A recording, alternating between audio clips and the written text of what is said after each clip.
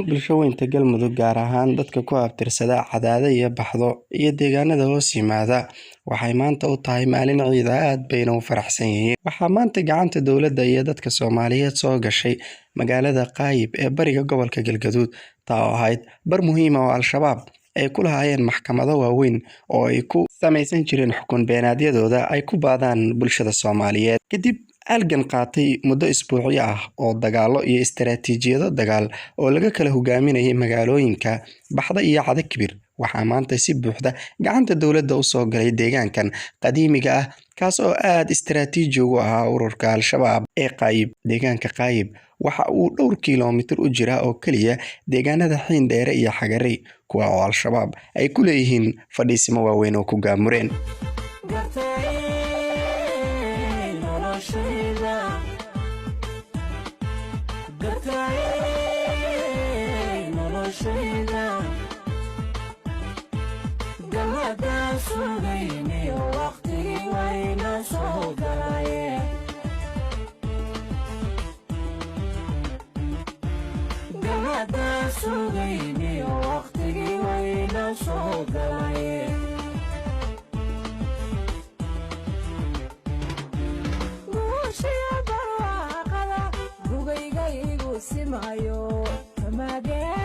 ciidamada qabtay deegaanka Qaayib waxaa kala hogaaminayay saraakiil ciidan oo ay ugu magac dheer yihiin Colonel Xasan Jaamici, Sareeyo Guuto Warsamo Gaab iyo Gaashaanle Sare Cabdi Dheere, kuwa oo gabi ahaanba ku abtirsada saraakiisha ciidan ee Beelweynta Reer Xaaji Saleebaan ee degta degmooyinka Baxdo, Godinlaba iyo Hobyo. Ciidamada xoogga dalka Soomaaliyeed gaar ahaan ciidamada qaybta 21aad ee xoogga dalka Soomaaliyeed, ciidamada nabad sugidda ee NISA iyo sidoo kale ciidamada Gorgor iyo kumaandooska gaarka u tababaran ee Danab ayaa ka mid ahaa howlgalka lagu qabtay deegaankan istaraatiijiga aadkana muhiimka ugu ahaa Galmudug ee Qaayib. Haddaba maxay ka dhigan tahay in Qaayib laga qabsaday Al-shabaab?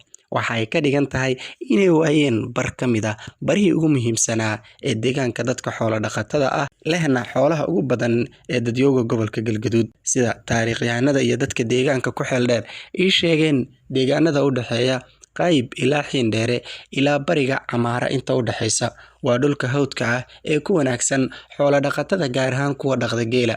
Dhulka kaymaha geed dheerka u badan lehna waxay Al-shabaab ka samayn jireen lacagta ugu badan ay ku canshuuraan 4 maasa xoolood ee aadamuhu dhaqdo.